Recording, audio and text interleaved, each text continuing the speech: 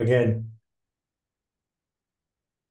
so we talked about a lot of things already, about what are mental skills, what is mental toughness, what's self-confidence, and what I am aware of when talking about these things, it all comes together.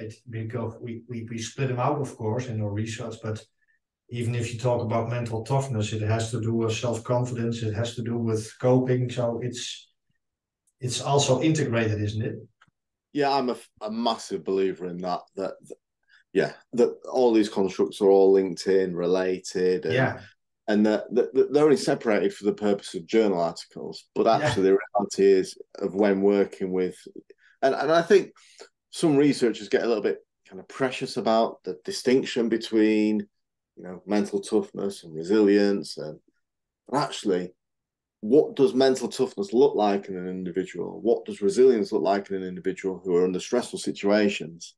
The behaviors are probably not that different. They're very, very similar, yeah. probably. But the academics don't like that. And but from a practical perspective, I think they're all linked in and related, and yeah. Yeah, because in the end, it doesn't matter how we call it. If we want to handle ourselves in a pressure situation, and if we call it mental toughness, that's fine. Of course, it's not that simple because the common definition gives kind of, like tools and so on. But for me, a very important topic, and I don't have the hope that we will find it out now in this because it has a long tradition in psychology. But it is about thoughts and feelings and what comes first. And it seems like a very nerdy question, but in application, it seems for me, although that it has implications, because a lot of the times we say our thoughts creates our feelings, like for example in cognitive, how do you call it in English? Cognitive behavioral therapy, I think. Yeah, yeah, So yeah, so we work on our thoughts to change our feelings and then our behavior changes and so on. But on the other side, there are some approaches where they say, no, you first have the feeling in your body, be it arousal or whatever it is, and then you appraise it via thought. So, but what do you think about it? What? yeah. It's interesting is that so my research on stress and coping was underpinned by Richard Lazarus's theory of stress and emotion. Yeah, And how he viewed it was that we make an appraisal of a situation. So it can be challenge, it can be threat, it can be harms, it can be also be benefits. mhm. So do you expect to benefit from this situation? Do you expect to harm from a situation? Which then in turn generates the emotion. Yes, The emotion comes from the appraisal of the situation yeah, of how I'm feeling. And that's when I'm working with athletes, that's how I kind of explain it to them. I think it's quite an explanation which is quite easy to understand. It's quite practical, and it has implications for in terms of how you would work with athletes from a psychological perspective. So that's how I kind of see it. But then Lazarus also suggested that we create relational meaning. So each emotion has a set criteria behind it. So, for example, uh, envy is about uh, the relationship between you and somebody else and wanting something from them. Fear is about, also anxiety is about uncertain outcome. Uh, so all of these emotions have this, he called it a core relational theme, which underpins. So if mm, anyone says they've experienced fear, it's because they've had the same core relational theme, this idea of what fear is and that leads you to experience fear. That's how I kind of see that.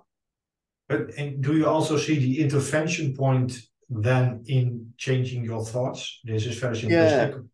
So it's in terms of intervention, it's well, it can be changing thoughts, but it can also be providing strategies to manage the emotional responses to the. So, for example, if you're working with someone who's like kind of anger issues, it'd be about trying to change the way in which they view the anger and how it affects their behavior. But I think it's probably two-pronged approach in terms of changing thoughts and also providing strategies to deal with the emotional responses. And the later one, is that what we called emotional focused coping instead of proper coping? Yeah. Yeah, emotion focused coping. Yeah. So when working with athletes, I always try and get them to focus on a sense of control. Yeah. So if you can control the stressful situation, you do that using problem focused coping. However, if you're in a situation that you can't control, so you could have a first responder go into a scene where there's nothing they can do to control the situation. But what they can do is focus on controlling their emotional responses, controlling their emotions.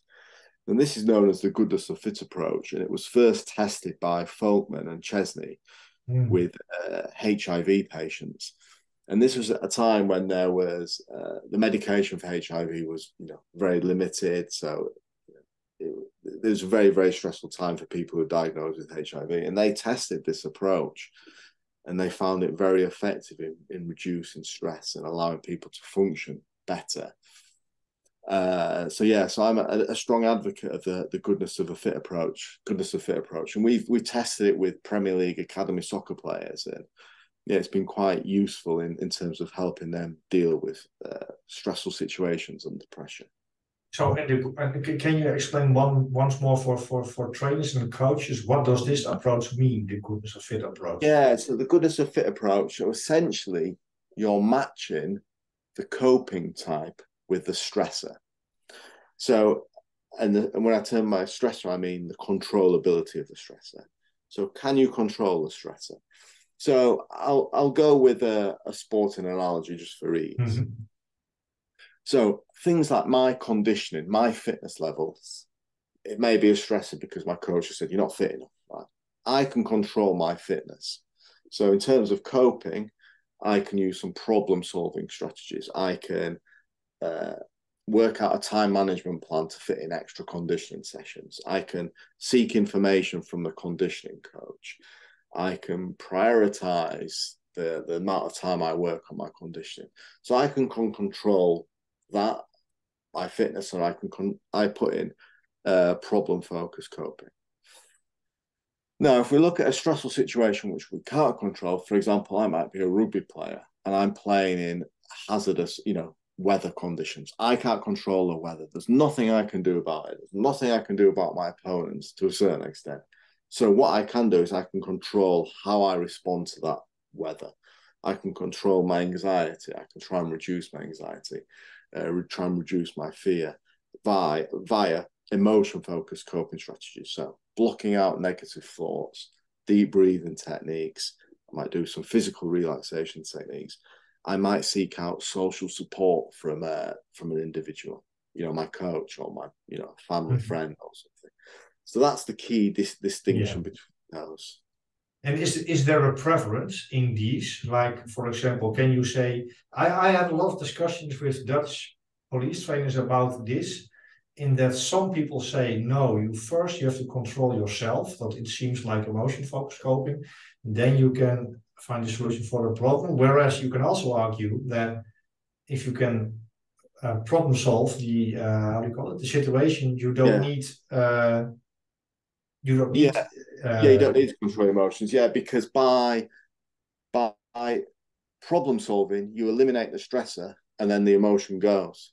So in some ways, what we've tended to do is just, and the research we've seen is just using the problem focus, because you can control it. And I think by being in a situation which I know I can control, and I'm attempting to control that situation, to manage that stress, I think that will have an impact on your emotions, because you're actively working towards something. Yeah. And by, telling yourself, well, when I've managed this stressor, well, the emotions will go. They won't be there. Whereas I think you get a bit, if you're in a situation where you can't control, you have this, flurry of emotional responses, and there's nothing you could do, because nothing I can physically do to change that situation. I can't do anything. So that's when I then fall back onto the emotions. So I would probably see it slightly different within a probably sporting context. Yeah. So first try to solve the problem, and if it doesn't work and you can't control it, then... Or what I'd say is analyze the problem. Yeah. So when we've done our coping training, the Goodness of Fit training program, you teach the person to analyze in the first instance, can they control it or can they not control it? That's the very first thing they would do. If it's a control, problem focused coping. If you can't control it, emotion focused coping. That's how we work. Yeah. So the very first question is this under my control? Yeah. And it's yes or no. Yeah. It seems to me more and more, but I can be wrong about it, that I also talked with Melis Balban, who did a study with Andrew Huberman about the breathing strategies, but a lot of other people, that perceived control is maybe such an important thing for the brain. And I'm not sure, do you follow the work of Lisa Feldman Barrett, the theory of constructed emotions? No, I'm not actually. No, I'm not familiar with that. But I do. Yeah, the nature of control is massive. Yeah, yeah. Control is crucial, I think. So if the brain is a prediction machine and it needs control to be relaxed, then whatever you do, if you feel if you feel that you are under control, I can imagine it. Yeah, it'll have implications, I think, for well-being, for just overall feelings of wellness, really. Yeah. Because if you're in a situation which you can't control, it's very, very stressful, but actually you can control your emotional responses to that. Then it allows you time then to kind of focus on what else can you do.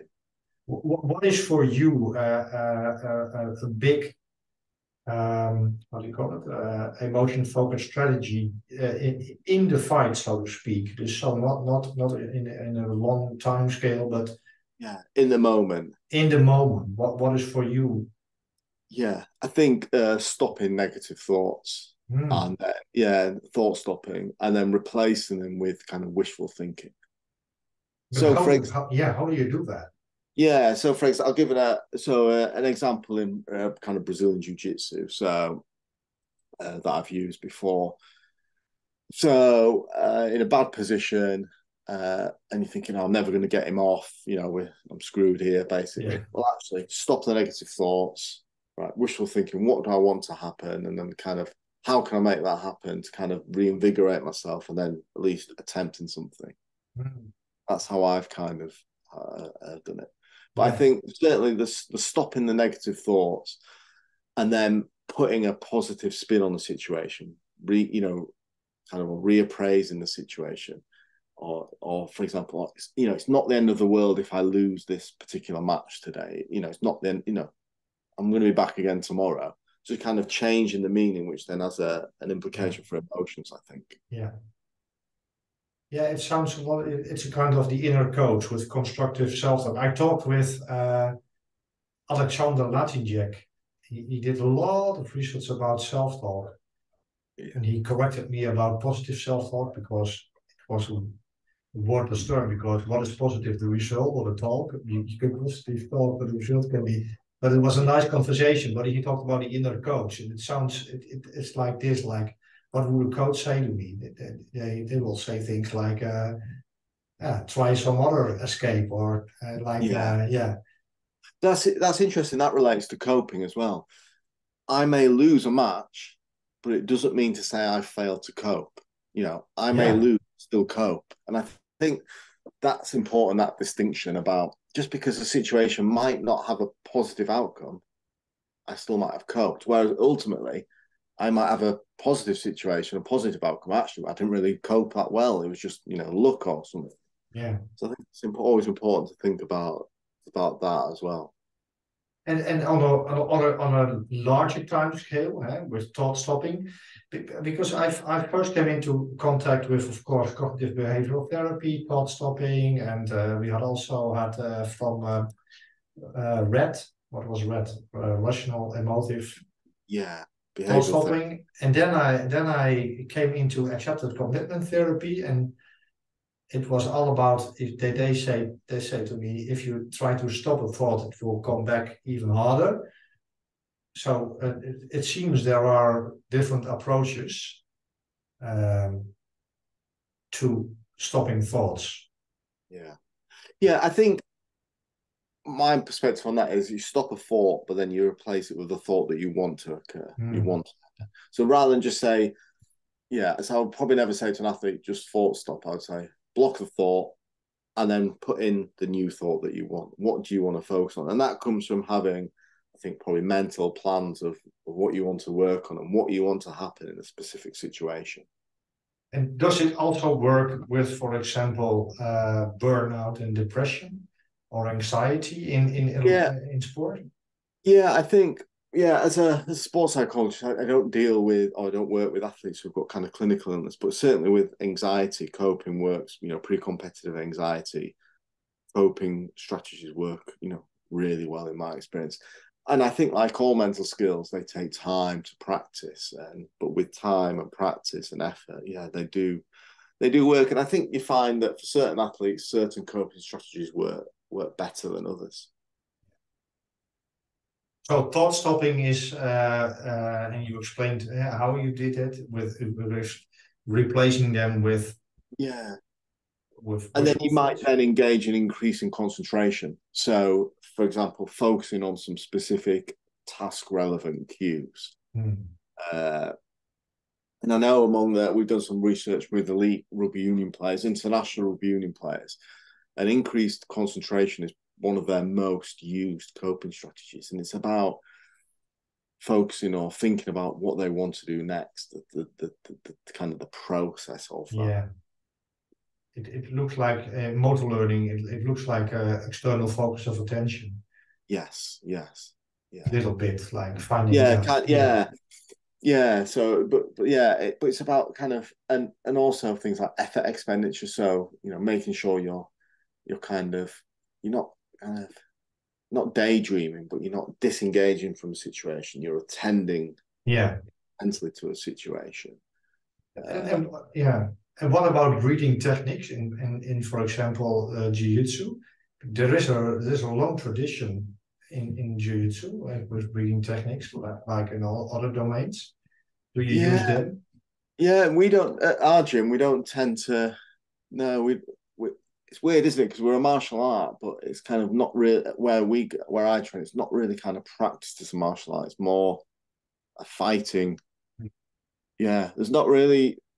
I would say, yeah, we don't do any breathing practice. As a collective, it's techniques and rolling without an emphasis on the kind of breathing. But yeah, no, I'm an advocate in that. Yeah, definitely.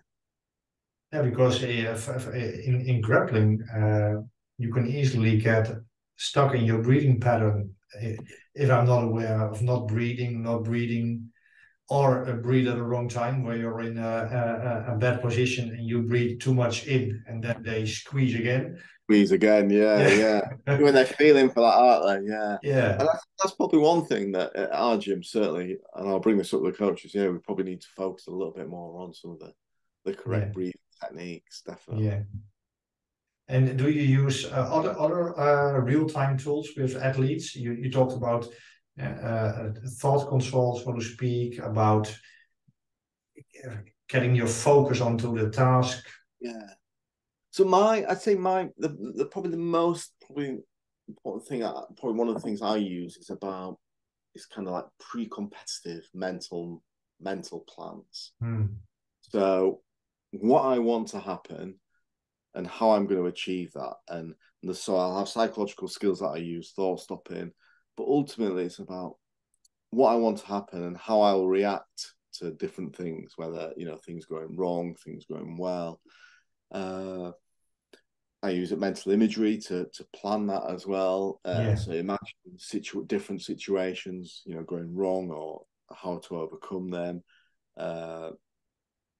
Yeah, I'd say probably, and also kind of like trying to where in the moment analyzing the situations like with a kind of a clear head about so not panicking, having that mindset of I think with jiu-jitsu, with anything where there's pressure, there's a tendency for some people, and I probably fall into guilty of that in my first competitions, was panicking, flapping, but actually just taking a deep breath and focusing on trying to analyze the situation in a calm manner and work out what I should be doing in this situation, Yeah. rather than which might not necessarily be the first thing that comes to mind actually.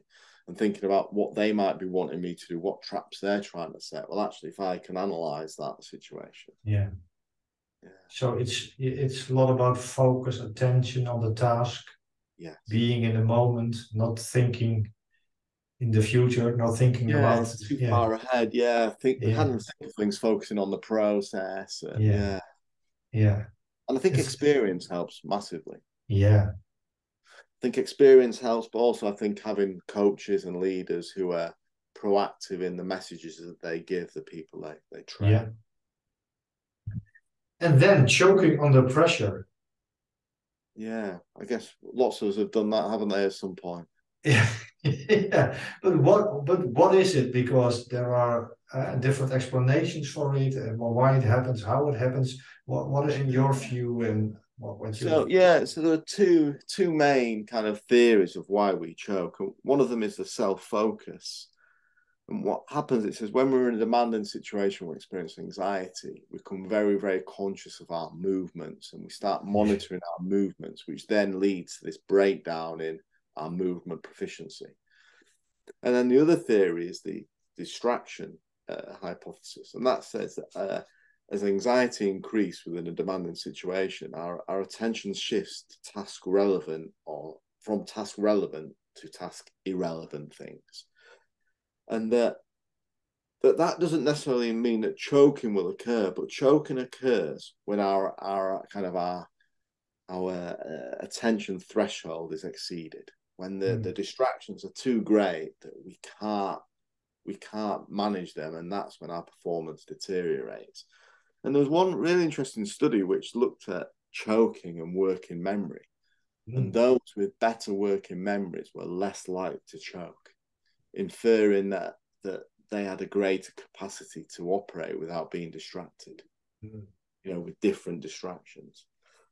And I think there's generally more support for this distraction hypothesis. And it kind of makes sense to me, is that, you can perform with certain levels of anxiety and distractions, but for some people, they can handle more of those, whereas others can handle fewer of those. And that's why their performance deteriorates at different rates. And the self-focus part, strange enough, I've experienced myself, especially when delivering, even at the University of Applied Science, when I go to, how do you call it, a lecture, giving a lecture to 200 students. Sometimes I just feel, I just feel myself walking, like, you know what I mean? I'm so aware of the moves I make. That itself makes me kind of a bit shaky. I did it 100 times, but it's so strange.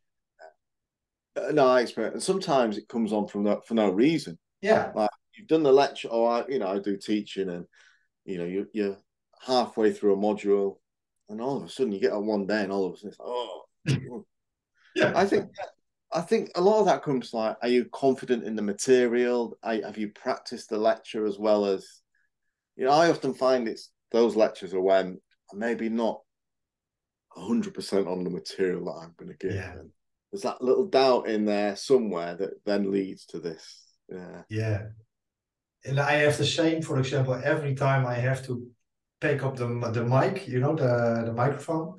So I walk to the facilitator, and then and there is a kind of stress, and then I have to install it there, and there are 200 or 300 students watching me. They don't give a shit about me, but I have the impression they watch, and then and then sometimes it doesn't work, and you feel like. Do you know what? When I first started lecturing, I used to dream about that all the time, about going to lectures. There'd be famous people in my lecture theatre, that in my dreams, and that go wrong. And you know what? For me, it's gone wrong that many times now that I don't even. I've had PowerPoints not working, the computer's not working, microphone's not working. Now it doesn't bother me because I know that I can manage without those things. I can talk without it. I'll get by somehow. It's happened that many times. It doesn't even. But when I first started lecturing, I remember that was a recurring dream, that those lecture things going wrong. And what is this? Because this is mental toughness, isn't it?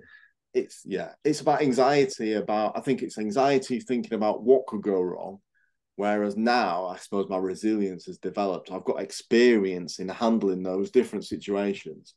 So pretty much any of those things that could happen in terms of, the computer not working, microphone not working, I know how to deal with them. So I've got kind of this challenge approach, and that I've got confidence in my ability to deal with that. I know it's not going to be the end of the world because I'll get through it somehow. Yeah. So as trainers, you have to give them a lot of rich experiences, I think. I think so.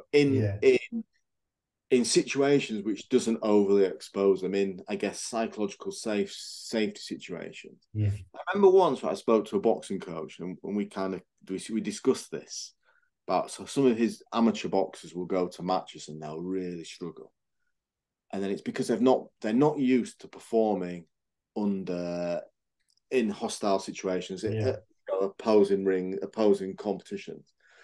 And so we spoke about, so a good idea is prepare them slowly. So, for example, just, have so in their own gym, having a few people cheering. And then if they can handle that, more people there cheering. And then maybe going off to so it's about preparing people, giving them opportunities to perform in stressful situations, but then giving them strategy. We spoke about this at the beginning. I'm a real believer in that. And then build up these opportunities, the stressful situations. So when they have to then do it in a real competition, they've got experience of things to fall back on. And especially, I think we have to build their successful experiences and confidence, because that is, I think, what I missed when I trained karate when I was young. There was not an emphasis on being successful. It was you just survived or you didn't. And I heard it in medical school, I heard it in police departments, and I think we're now more aware of, how do you say it? Successful experiences. Yeah, and experiences of overcoming adversity. Yeah. And so that when people go into other adverse situations, even though it might be slightly different, they have got the tools to fall back on. Oh, well, I did this that time, or I did that time. Right. When that happens again, they won't think about that. They'll just do it because that's what they've done when they've experienced but that. The reverse is also true, I think. I was once, when I was a police defensive tactics instructor, I walked with a young woman on our terrain. She was a very experienced police officer, and I said to her, you don't look very happy. And she said, no, because the last 10 years I came here in training, I always fail. So when I go home, I have always failed. And I looked at her and I thought, so this is what we are doing. I'm not, let's keep it to myself. There are beautiful colleagues. Not everybody does it, but there was some kind of testing them and let them fail, and so that we thought they become tougher and whatever, but it doesn't work like that for some people. And it probably won't work like that for many people. So it's about so actually it's probably about developing challenges and stressful situations which over time they can overcome. So you increase the difficulty when they can overcome it, so you're developing these positive memories, and also actually you're developing their coping self-efficacy, which is their belief in their ability to be able to manage a stressful situation. So that's so important. I think it's massively important. Definitely.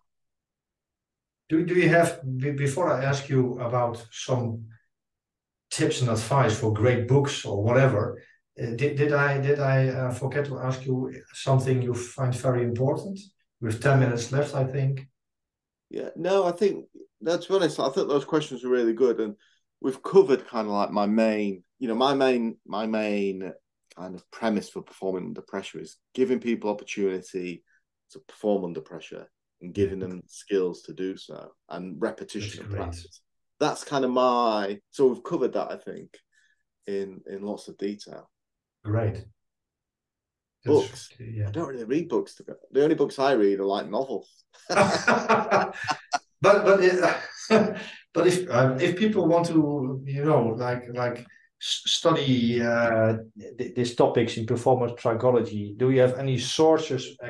Of course, your book, but yeah, I think I think probably a good solution would be, go on Google, type in the keyword mental toughness, and actually a lot of the articles we can get now, download them yourself from personal author copies. So yeah, I would encourage people to kind of read on the topic areas, and yeah, but I suppose sometimes journal articles have too much academic jargon. yeah. So sometimes books written by academics are good, and then you do your own reading based on that. What inspires you these days with regard to learning? Eh? Yeah, What do you read or listen to or watch? What inspires you in your field? yeah, it's a difficult question. What inspires me? So I'm always inspired to be able to help people better, help them more effectively. And how can I do that? What can I learn to be able to help people, in more effectively?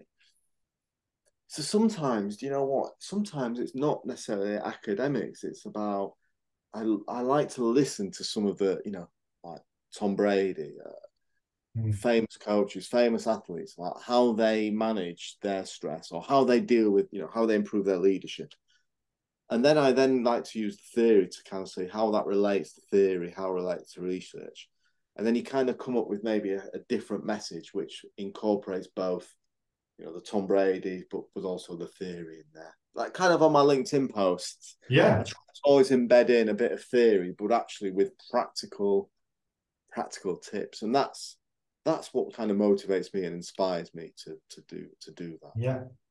Well, you inspire me and a lot of other people with your post and especially what you're doing. It's a beautiful approach to have some guy or woman talking about performing under pressure, whatever topic, and then how do you go to then to couple it to a kind of theory. We here in Holland we have a professor of sport psychology, Nico van Iperen, and he always does the same thing. It's great.